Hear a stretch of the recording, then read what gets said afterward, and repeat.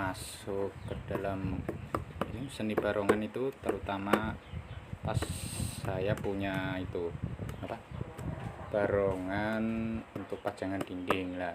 Asal mulanya itu saya bisa membuat barongan kayak gini, dan terus saya masuk di kesenian barongan itu pada tahun 2019 lah.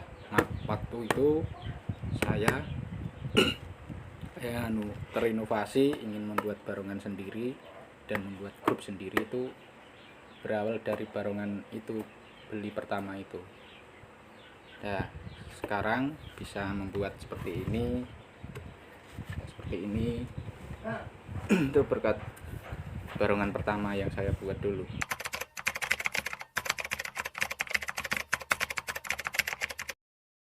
Untuk bahan pembuatan barongan sendiri itu memerlukan yang pertama itu kayu ya, terus ini kulit, terus icuknya ini juga membutuhkan sabaran untuk membuatnya. Itu agak-agak sulit, gampang-gampang sulit, kadang terkena tangan gitu. Nah, untuk kayunya sendiri itu saya memakai kayu dadap. Terkadang kan ada yang pakai kayu lo, terus ada yang pakai kayu waru. Nah, saya makainya kayu dadap. Terus kulitnya ini kulit kambing, dan matanya ini mata resin ya. Untuk aksesoris saya membuat sendiri, kayak antingnya ini. Nah, untuk bahan pertama yaitu kayunya itu kayu dadap dan sama ini kulit kambing.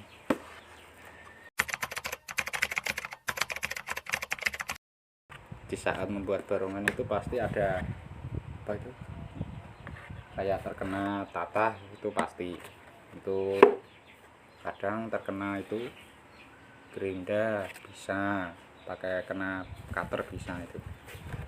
Dan saat pembuatan yang paling memakan terkena cedera itu pas saat membuat ini ukiran gigi, ini pasti terkena tangan. Masalahnya ditekuk begini cutternya itu, jadinya kalau nggak hati-hati bisa terkena tangan. Nah, itu suka dukanya di situ. Dan yang kedua, pas saat pemasangan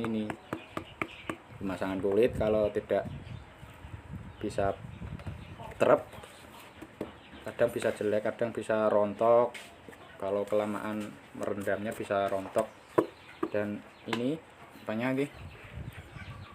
pas saat pembuatannya ini loh, sulitnya ini di sini mengukir giginya ini. Kalau nggak pas, bisa kadang dilihat dari depan jelek, bisa itu. Ya, suka dukanya di situ.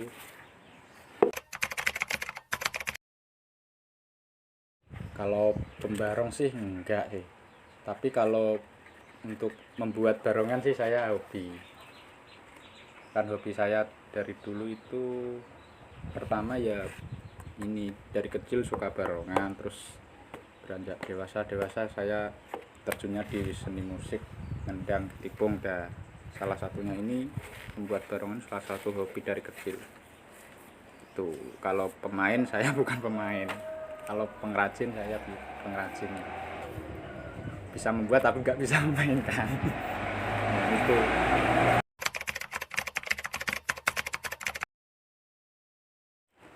Nah, untuk masa pandemi sekarang, pemesanan barongan itu dibilang rame juga gimana ya.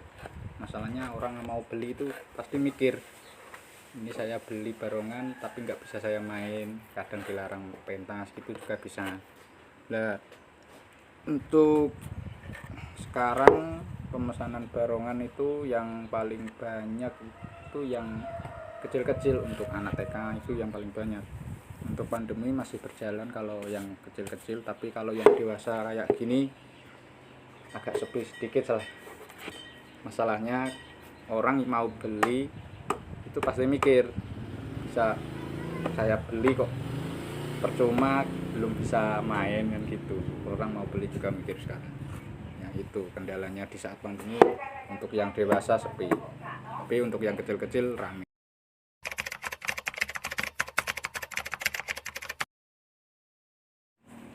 Pesan untuk para pemuda khususnya di bidang seni ya, bidang seni itu khususnya anak muda itu harus bisa melestarikan budayanya sendiri.